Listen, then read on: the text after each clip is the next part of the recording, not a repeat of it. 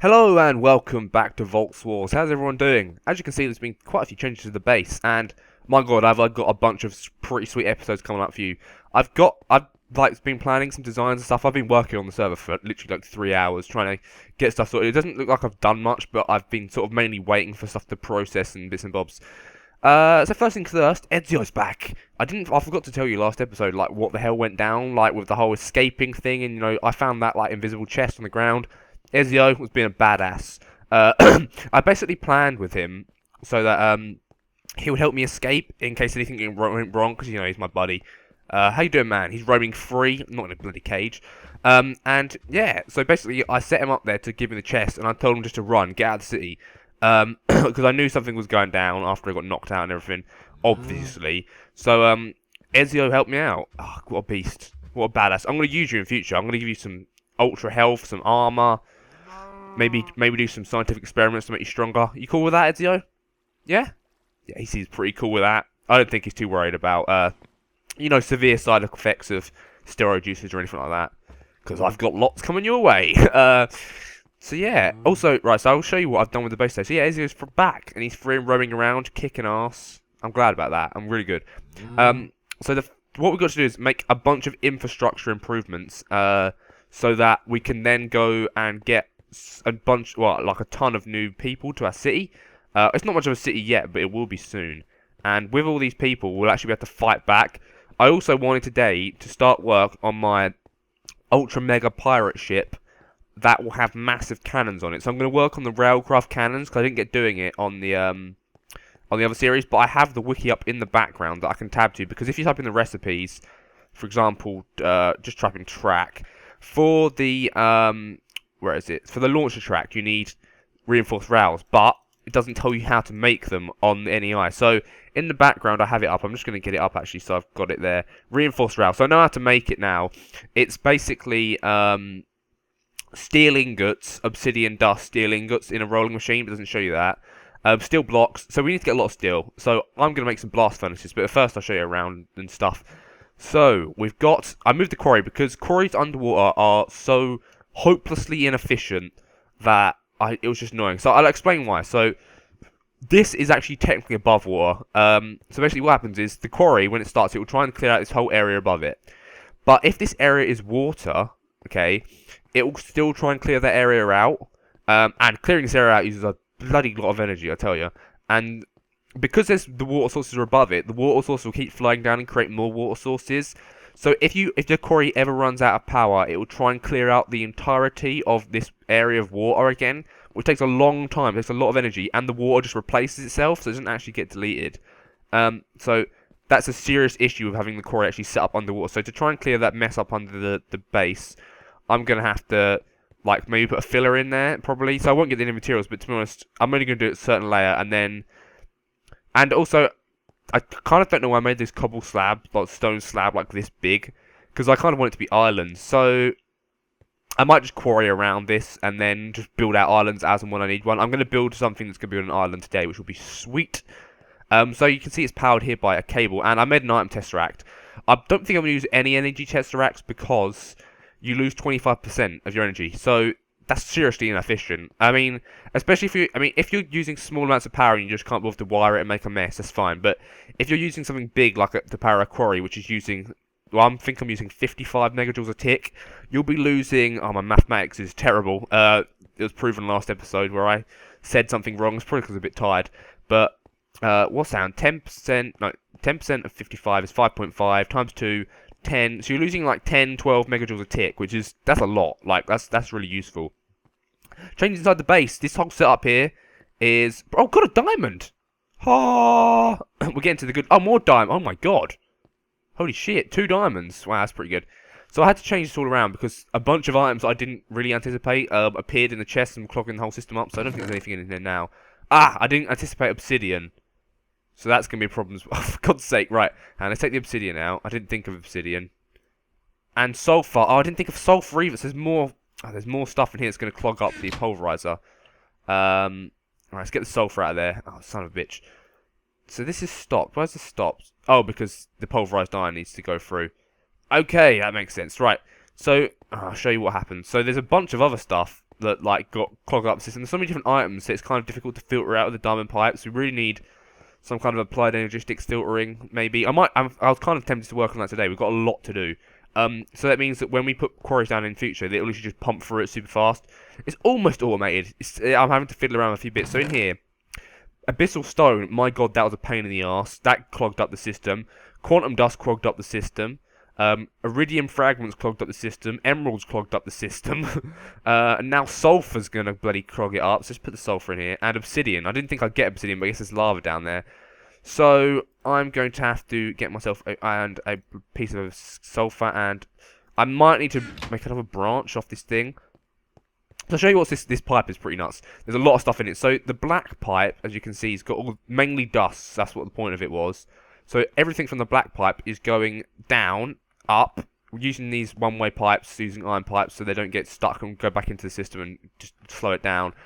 So they're basically anything that can't be processed via the pulverizer goes into there, and will go into this chest. So like all your quartz, your fire shards, your glowstone, your abyssal stone, uranium, yep, and iridium fragments. Now because there's so many different types of items, I've had to use the black and the yellow, but now there's even more types. So I was pumping abyssal stone into there, but I kind of need the space. I might remove the glowstone now because we don't need that anymore. I might put the sulfur in there. And we need a slot for obsidian. I don't really want to trash obsidian because it's pretty useful to have. What here won't we get a lot of? We're going to collect up all of these things, aren't we? Kind of want them all. We won't get any more clay, I don't think. Right, so I'll change that around for now. In future, though, it'd be much easier if I had just instantly imported into the back of their ME system via just the ME import cables, and then out of the ME system, the exact items that I want into the chests to be smelted and then sent back into the ME system. So I can probably work on that today, but first I've got other stuff to do. So look, look at all this. Is this sulfur? Yeah, look, a bunch more sulfur's going through, and now it won't clog up the system. It will go into the correct chest. So I'll put this back in here. So that's a pretty good system. It works fairly well, and we're getting a bunch of good stuff. This is good for TNT, but I'm gonna get TNT a different way, a more fun and complicated way than with sulfur. Although we're getting a lot of sulfur, but I want an infinite supply of gunpowder, which makes sense. So basically, I'll show you what I was here. Basically, anything that's not in here will be forced down the red pipe into this chest to be smelted. So all the ores, basically. So we're getting a decent amount of ores. This hopper's filled with lead, ferrous, copper, tin, silver. We're getting quite a few ingots through. It's taken its time, but it's finally worked out because there's lots of stuff been clogging it up. And I'll show you downstairs quickly what the mess it made. Oh, it was a pain in the arse it was. So, as you can see, all these water blocks here, okay, these would keep flowing down from up above, and because the quarry kept running out of power, because my power system wasn't like adequate enough, the quarry would stop, try and delete all these blocks again, and it would take forever, and it used up a crap ton of power, like so much. So I decided to not do it like that. In future, I'll do it above the surface. So this is kind of partly under my base. I'm gonna probably quarry out all of it anyway, just make it into islands as I go along, rather than having a big slab. It'll look nicer anyway. I've still got so much more to show you of what I've done. I've done quite a lot of like infrastructure stuff that's pretty cool, and it'd be useful for you to know. You might not have known some of this stuff. So I've got my farm over here. Oh god, it's getting dark. Got my farm because I needed some crops and stuff in case I get hungry and want some wheat. It's growing pretty well. I've got wheat. I think I have these melons. I think these are melons, but they're not quite grown yet. Yeah, these are melons. This is all grown. So also, oh, it's getting dark. I've also figured out why stuff was spawning on my roof. I'll get up there in a minute. So we've got a cow farm. They seem to be glitching through the fence a bit sometimes and getting out, but it's not too bad.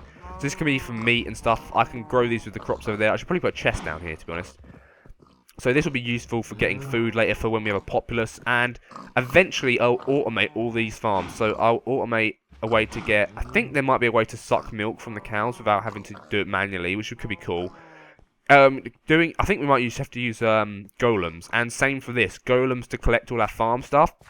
We could use the forestry farm blocks. I haven't learned how to use them yet, so I'm definitely going to do it for wood, because we're going to run out of wood eventually. So the problem is, again, the recipes don't work for any of these, so I need to learn how to use them, and then I will make a farm block. So it'll auto farm a ton of trees. Oh god, yeah.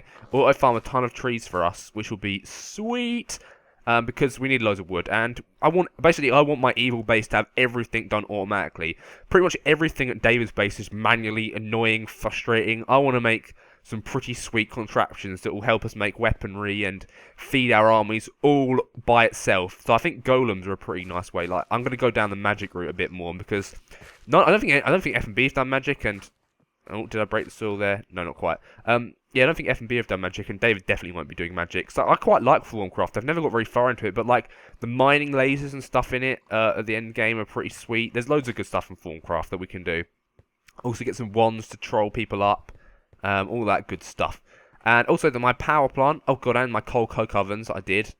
Because we needed a ton of creosote oil for the rail tracks to make our sort of TNT cannons for our ship. We've got a whole stack of creosote. Nice, cooked it all up, sweet. And this one, so I guess we have to take these out and it'll fill up the bottles again. Ah, cool. We need all these bottles of creosote oil. It's only stacking 16s, okay, fair enough. So let me just get these. Get my coal coke out. Coal coke. This stuff's really effective. I'm going to put these in the blast furnaces in a minute, which we're going to need. So let's just dump all this stuff back in the ME system and go to sleep. And I've still got more to show you that I've been up to. I've been really busy. I've done a lot of stuff. There's a lot of explaining to do. Oof. So, where was I? I'm going to put all this stuff in the ME system for now. I went to the Nether and got a bunch of Nether materials because we're going to need some today, like soul sand, Nether brick. Because I want to make a way to get infinite gunpowder, which I'll show you later in a bit. I'm going to do some other stuff first because I need to get it out of the way and leave it running while we're building the infinite gunpowder machine. God, look at this sulfur. That's pretty good, though. We can get quite a lot of TNT from this sulfur. God, I think I might need to upgrade this to a crystal chest at some point. I think there's an upgrade. I think the upgrade's pretty cheap for a crystal chest upgrade. Diamond to crystal chest upgrade is a piece of obsidian. Oh, God, that's easy. I should probably do that now. I'll do that with all these chests now, actually. They'll look cooler as well. So, I've got a little bit of obsidian, and we've got some in that chest. And some glass. I think we've got glass. We should have loads of glass. Yeah. So let me get some of these. So I only need 3 for now. I think that's all the chests I have. Let's get this stuff out of here. Also, I found a good tip someone gave me from Agrarian Skies, which is really good. If you hold left click, it will evenly split all the items out in stacks. Like, I wasn't aware of that. So, like, the more you drag it, the more it splits it out, which is pretty sweet. So you can evenly, like, get stuff like that. So it makes it a lot easier crafting things. Also, the whole question mark thing. Let me just try that. I'll try the question mark thing, because I haven't done it before. So let me just see. So I've got everything I need. So if I hit this and... Oh, there isn't a question mark. Oh, on the other game, on Agrarian Skies, you can hit a question mark, basically, and it will put the recipe in the crafting grid. Or maybe it only works on regular crafting tables, that might be the problem. But it doesn't matter, we've got the 3 diamond chest upgrades, so, diamond to crystal, so, ding! Oh, isn't that pretty? Ding! Oh, that's pretty sweet, I like that. I didn't really need that one to be diamond chests, but, I mean, crystal chests. But that gives you quite a lot of extra space, just from a bit of obsidian and glass, that was useful. I have no idea what a crystal capacitor is. I don't even have a recipe. I think that's... Oh, I think we upgraded applied logistics. So there's some weird, like, quantum physics shit. There's some really cool stuff we can do. I'm basically learning the mods as best I can to make some really awesome machines. So back here, the lava power works! Ha! And the wind turbines work too, obviously. So, the reason it wasn't working, sending lava through, was because... there wasn't a world anchor in the Nether. I thought that the Tesseract would work as its own world anchor, but it doesn't, apparently. Oh, that's my private oil, isn't it? From the old time. Oh, okay. So, basically, these tanks are filled up. It's completely efficient. Like, this isn't running down. This is... So, there's 4... I put another 2 engines in the pump at the other end, and it should give us pretty much infinite lava, and these pumps are pumping constantly, and these engines are pumping constantly. And my mathematics was terrible last time. I said it was like 400 megajoules a tick. Totally wrong. 4 times 16 is 64, so we've got 64 megajoules per tick coming out of here.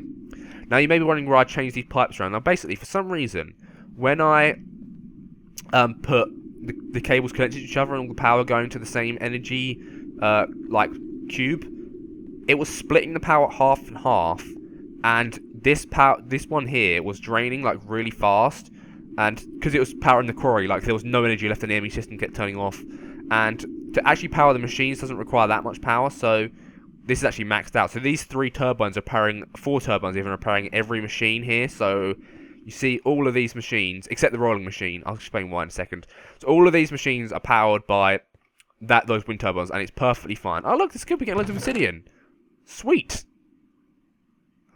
That's pretty nice. This is working a treat. I could have used golden transport pipes to make it go shooting through, but I didn't really think of that, and they would have connected to each other, I think. I might start using item ducts. Do we have item ducts in this mod pack? I have no idea. I know we have liquid ducts, which are pretty sweet, which are part of thermal expansion, I think. These are really useful. I'm going to use these, in fact, in future for transporting my liquids. I'm not going to use the Buildcraft pipes because they're not as efficient as the liquid ducts. And the liquid ducts, you can stop connecting to each other and stuff, which is really useful for more complicated, compact machines. So all of these are producing stuff, and these are powering the energy cell, which is going to the Quarry and the ME system. Now, let me just show you something here. Basically, what I've done is, I know that there's 64 megajoules a tick coming out of these machines. So if I right-click the energy cube, you can see it's set to 55 megajoules a tick, which means that it can only output 55, but 64 is coming in, so it can never run out of energy. So I could probably whack that up to 60, actually. And it shouldn't it is draining. Now, maybe it's because it's not quite 60. Yeah, it is draining a bit. Oh no, it's sort of staying just about level. So if I put it up to 65, it would start draining because it's only producing 64. So it's quite a good way of making sure that you don't drain more power than you're using. So that's pretty much, yeah, it's not going down, it's just sort of balancing out at that level. And these turbines, I don't know quite how much these produce, but I've just set this to 30 megajoules a tick output. And that's pretty much maxed out. I could probably put it up even higher, to be honest. Yeah, it's still nothing. It's because it's not using many machines at the moment, but maybe when it got higher it would be. So that's a good thing to note. So if I had another 16 of these machines, there would be no point putting it into one energy cell, because that would be producing 120 something megajoules a tick. So we'd be losing out, or 128. So we'd be losing out on 28 megajoules a tick because the energy cell can only intake 100 max. So we'd have to split it into 2 energy cells, otherwise we'd be energy would just be vaporizing into nothingness, which would be a complete waste. So that's something to note. So eventually, I'm going to turn this power plant, I'm going to move it. This looks hideous, doesn't look good, right? I want to get a massive Railcraft tank. I think the maximum we can build is a 9x9, which is huge. And it'll be completely filled with lava because there's pretty much infinite lava in the Nether.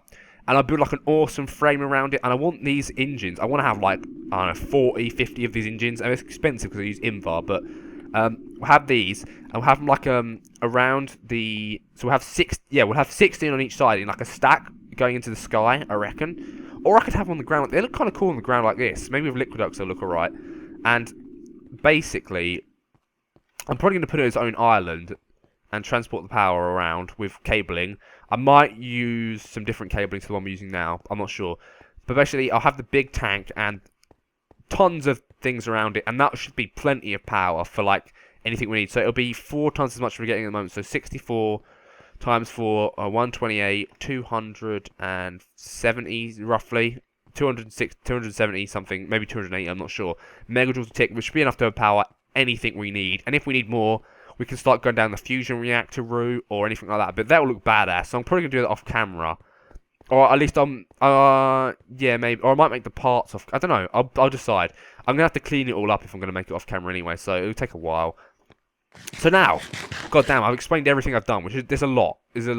So I want today to start getting the processes and stuff ready to make the Railcraft tracks that will catapult explosive TNT carts off into the distance. Now, the TNT carts in this mod pack, because we have Voltz, there's more.